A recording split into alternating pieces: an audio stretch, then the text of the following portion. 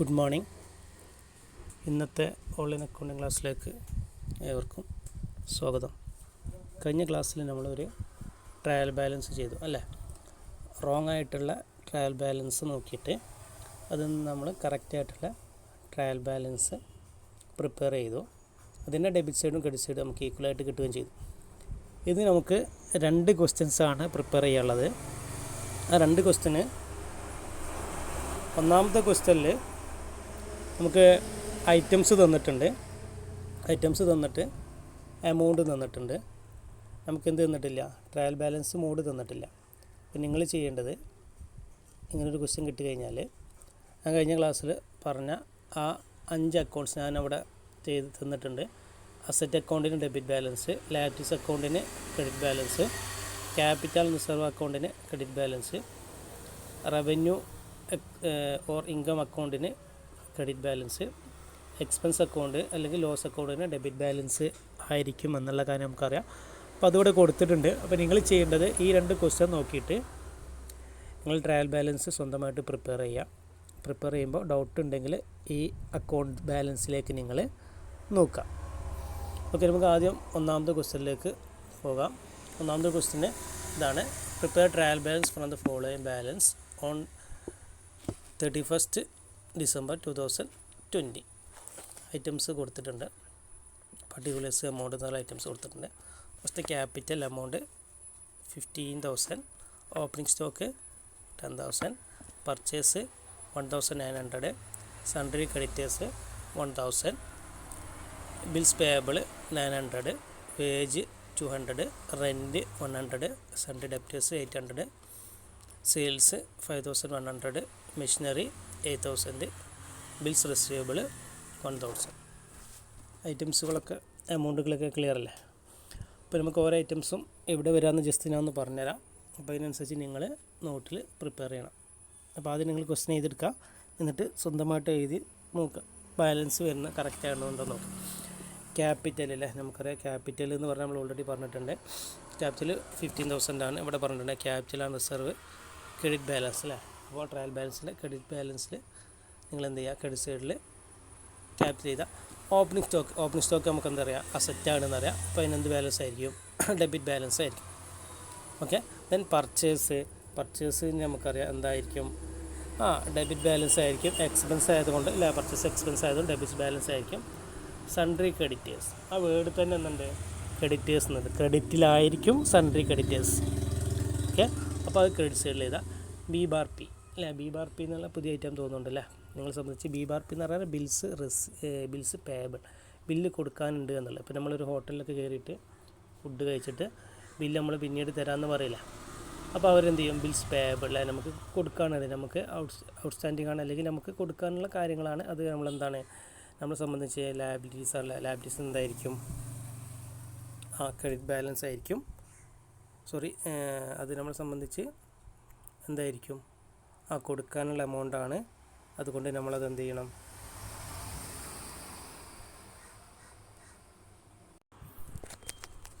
Okay, എന്താ പറഞ്ഞു തന്നത്? നമ്മൾ ബിൽസ് പേയബിൾ, നമ്മളങ്ങോട്ട് ബില്ല് പേയ്മെൻറ്റ് നടത്താനുള്ളതാണ് അല്ല. നമ്മളെ സംബന്ധിച്ച് എന്താണത്? ലയബിലിറ്റി നമ്മളെ സംബന്ധിച്ച് ഒരു ബാധ്യതയാണ്. അപ്പോൾ ബിൽസ് പേയബിൾ ലയബിലിറ്റി ആയതുകൊണ്ട് തന്നെ ഇവിടെ ആയിരിക്കും ക്രെഡിറ്റ് സൈഡിലായിരിക്കും നമ്മൾ എൻട്രി ചെയ്തത്. Okay, bills payable.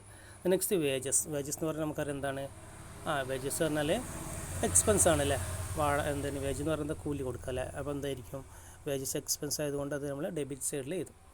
Then rent വേജസിനെ പോലെ തന്നെ എന്താണ്? എക്സ്പെൻസ് ആയതുകൊണ്ട് എവിടെ ചെയ്തു? ഡെബിറ്റ് സൈഡിൽ ചെയ്തു. നെക്സ്റ്റ് സൺഡ്രി ഡെപ്റ്റേഴ്സ് അല്ലേ, ആ വേർഡ് തന്നെ ഉണ്ട് ഡെപ്റ്റേഴ്സ് എന്നല്ലേ. അപ്പോൾ ഡെബിറ്റ് സൈഡിൽ അല്ലേ. ദെൻ സെയിൽസ് എന്താണ്? നമ്മളെ സംബന്ധിച്ച് ഇൻകം അല്ലേ. അപ്പോൾ ഇൻകം ആകുമ്പോൾ എന്ത് ചെയ്യും? സെയിൽസ് എവിടെയാണ് എഴുതുക? സെയിൽസ് നമ്മൾ എവിടെയാണ് എഴുതുക? സെയിൽസ് എമൗണ്ട് എന്ന് പറഞ്ഞാൽ ഇവിടെ എത്ര കൊടുത്തിട്ടുള്ളത്? സെയിൽസ് എമൗണ്ട് 5,100 നമ്മൾ ക്രെഡിറ്റ് സൈഡിൽ എഴുതും. ദെൻ മെഷീനറി എന്താണ്? അസറ്റാണ്. അസറ്റിന് എന്ത് ബാലൻസ് ആണ്? ഡെബിറ്റ് ബാലൻസ് ആണ്. ദെൻ BBAR ബിൽസ് റിസീവബിൾ, നമ്മൾ നേരത്തെ പറഞ്ഞ പോലെ ബിൽസ് പേയബിളിൻ്റെ നേരെ ഓപ്പോസിറ്റാണ് ബിൽസ് റിസീവബിൾ അല്ലേ. ബിൽസ് റിസീവബിൾ എന്ന് പറഞ്ഞാൽ നമുക്ക് ബില്ല് ഇങ്ങോട്ട് കിട്ടാനുണ്ട് അല്ലേ. നമ്മളെ കയ്യിൽ നിന്ന് ആരെങ്കിലും സാധനങ്ങളൊക്കെ മേടിച്ചിട്ട് പിന്നീട് നമ്മൾ ബില്ല് പൈസ തരാമെന്ന് പറഞ്ഞാൽ എന്താണ്? ആ എമൗണ്ടിന് പറഞ്ഞ് വരാറുണ്ട് ബിൽസ് റിസീവബിൾ നമ്മളെ സംബന്ധിച്ച് അസറ്റാണ്. അസറ്റിന് നമ്മൾ എവിടെയാണ് ഇതാ? ഡെബിറ്റ് ബാലൻസ് ആണ് ഇത്. ഓക്കെ, അപ്പോൾ നമുക്ക് ഈ ക്വസ്റ്റനിൽ ഓരോ ഐറ്റംസും എവിടെയാണ് എഴുതുക എന്നുള്ളത് നിങ്ങൾക്ക് കറക്റ്റായിട്ട് ഞാൻ പറഞ്ഞു തന്നു. അപ്പോൾ നിങ്ങൾ എന്ത് ചെയ്യുക, ഇത് വെച്ചിട്ട് നിങ്ങളൊരു ട്രയൽ ബാലൻസ് ഉണ്ടാക്കുക. ആദ്യം ട്രയൽ ബാലൻസ് ഉണ്ടാക്കുന്നത് പർട്ടിക്കുലേഴ്സ് ഡെബിറ്റ് ക്രെഡിറ്റ് എന്ന് എഴുതുക. എന്നിട്ട് ഓരോ ഐറ്റം പർട്ടിക്കുലേഴ്സിന് താഴെ എഴുതിയതിന് ശേഷം അതിൽ ഡെബിറ്റ് സൈഡിൽ എഴുതേണ്ട എമൗണ്ട് ഡെബിറ്റ് സൈഡിലും ക്രെഡിറ്റ് സൈഡിൽ എഴുതേണ്ട എമൗണ്ട് ക്രെഡിറ്റ് സൈഡിലും എഴുതിയിട്ട് അത് ബാലൻസ് ചെയ്ത് നോക്കുക. ഡെബിറ്റും ക്രെഡിറ്റും എന്തായിരിക്കും, എപ്പോഴും ഈക്വലായിരിക്കും. ഈക്വലാണെങ്കിൽ നിങ്ങളെ കാൽക്കുലേഷൻ കറക്റ്റാണ്. ഓക്കെ, ഇനി ബാലൻസ് കറക്റ്റ് ആയിട്ടില്ലെങ്കിൽ ചോദിക്കുക. നിങ്ങൾ ഇവിടെ ഉള്ളത് നോക്കിയിട്ട് കറക്റ്റാണോ നിങ്ങൾ ചെയ്തത് നോക്കുക. ഡൗട്ട്സ് ഉണ്ടെങ്കിൽ എന്നോട് ചോദിക്കും. ഓക്കെ, ഇനി നമുക്ക് ഒരു പ്രോബ്ലം കൂടി ചെയ്യാനുണ്ട്. ഞാൻ ക്വസ്റ്റ്യൻ ഇവിടെ കൊടുത്തിട്ടുണ്ട്. അത് നോക്കിയിട്ട് നിങ്ങൾ എന്ത് ചെയ്യുക, ഇതിനും കൂടി ആൻസർ ചെയ്യുക. ഓക്കെ, ക്വസ്റ്റ്യൻ ഇതാണ്. The following trial balance is prepared and inexperienced accountant prepare it correctly അല്ലേ. ഈ താഴെയുള്ള ട്രയൽ ബാലൻസ് ഇൻഎക്സ്പീരിയൻസ് ആയിട്ടുള്ള ഒരു അക്കൗണ്ടൻറ്റ് ചെയ്തതാണ് നിങ്ങളോട് കറക്റ്റ് ചെയ്യുക. അപ്പോൾ നിങ്ങളെന്താണ് ഇപ്പോൾ നിങ്ങൾ എക്സ്പീരിയൻസ്ഡ് ആയിട്ടുള്ള പേഴ്സണായിട്ട് മാറിയില്ലേ. അപ്പോൾ ഈ ഇൻഎക്സ്പീരിയൻസ്ഡ് ആയിട്ടുള്ള അക്കൗണ്ടിനെ നിങ്ങൾ എന്ത് ചെയ്യണം, ഹെൽപ്പ് ചെയ്യണം. അപ്പോൾ ഇവിടെ ഐറ്റംസ് കൊടുത്തിട്ടുണ്ട്, ഡെബിറ്റിലും ക്രെഡിറ്റിലും കൊടുത്തിട്ടുണ്ട്. ചിലപ്പോൾ ഡെബിറ്റിൽ കൊടുത്തത് കറക്റ്റ് ആവാം, ചിലപ്പോൾ ക്രെഡിറ്റിൽ കൊടുത്തത് കറക്റ്റ് ആവാം. എല്ലാം തെറ്റിക്കൊള്ളുന്നില്ല. അപ്പോൾ നിങ്ങൾക്ക് അറിയുന്ന മെത്തേഡ് വെച്ചിട്ട് നിങ്ങളത് കറക്റ്റ് ആക്കാൻ ശ്രമിക്കുക. ജസ്റ്റ് ഒന്ന് വായിച്ചുതരാം.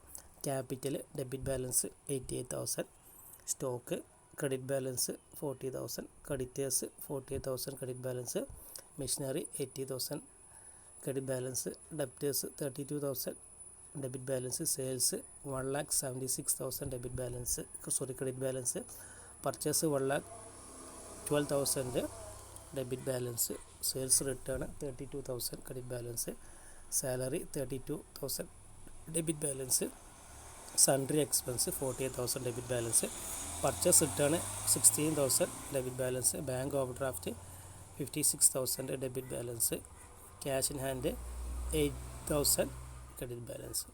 Total 3,84,000 in both side. ഇതാണ് നമുക്ക് ക്വസ്റ്റ്യൻ കൊടുത്തിട്ടുള്ള ഡെബിറ്റ് സൈഡും ക്രെഡിറ്റ് സൈഡും റോങ് ആയിട്ടാണ് എൻ്റർ ചെയ്തിട്ടുള്ളത്. അത് എങ്ങനെയായിരിക്കുമെന്ന് നമുക്ക് ജസ്റ്റ് ഒന്ന് നോക്കാം അല്ലേ. അപ്പം ഞാൻ പറയാം, നിങ്ങൾ കറക്റ്റാണോ എന്ന് നിങ്ങൾ എന്ത് ചെയ്യുക, ക്ലിയർ ചെയ്യുക. ജസ്റ്റ് നമുക്ക് എന്ത് ചെയ്യാം,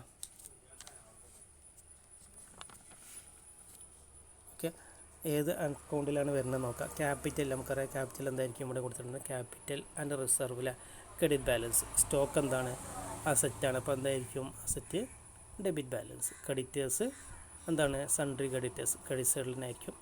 മെഷീനറി എന്താണ്, അസറ്റാണ്, അസറ്റ് സൈഡിൽ എഴുതുക. അസറ്റ്സിൻ്റെ ഇത് ഡെബിറ്റ് ബാലൻസിൽ എഴുതുക.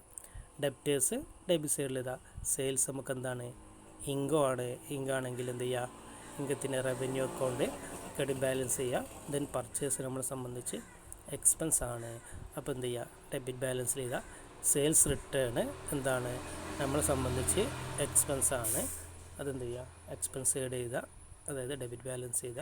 സാലറി നമ്മളെ സംബന്ധിച്ച് എന്താണ്, എക്സ്പെൻസ് ആണ്. അത് നമ്മൾ എന്ത് ചെയ്യുക, എക്സ്പെൻസ് സൈഡ് ആയിട്ടുള്ള എക്സ്പെൻസ് അക്കൗണ്ടാണ്, അത് ഡെബിറ്റ് ബാലൻസ് ചെയ്യുക. സൺട്രി എക്സ്പെൻസ് സാലറിയെ പോലെ തന്നെയാണ്, എക്സ്പെൻസ് ആണ്, ഡെബിറ്റ് ബാലൻസ് ചെയ്ത. പർച്ചേസ് റിട്ടേൺ നമ്മളെ സംബന്ധിച്ച് എന്താണ്, ഇൻകം ആണ്, റവന്യൂ ആണ്. അപ്പോൾ അത് ക്രെഡിറ്റ് ബാലൻസിൽ ചെയ്ത. Then bank over draft. ഞാൻ കഴിഞ്ഞ ക്ലാസ്സിൽ ബാങ്ക് ഓവർ ഡ്രാഫ്റ്റിന് എന്താണെന്ന് പറഞ്ഞു, നമ്മുടെ ബാങ്കിൽ ഉള്ള അക്കൗണ്ടിലുള്ള എമൗണ്ടിനെക്കാട്ടി കൂടുതൽ എമൗണ്ട് വിഡ്രോ ചെയ്യാൻ ബാങ്ക് നമുക്ക് പെർമിഷൻ തരുന്നതെന്ന് പറഞ്ഞ പേരാണിത് ബാങ്ക് ഓവർ ഡ്രാഫ്റ്റ്. നമ്മൾ ബാങ്കിൽ നിന്ന് ലോൺ എടുക്കുന്നതിന് തുല്യമാണ്. അപ്പോൾ അതെന്താണ്, ലയബിലിറ്റിയാണ്. ലയബിലിറ്റി ആകുമ്പോൾ എന്താണ്, ക്രെഡിറ്റ് ബാലൻസ് ചെയ്ത.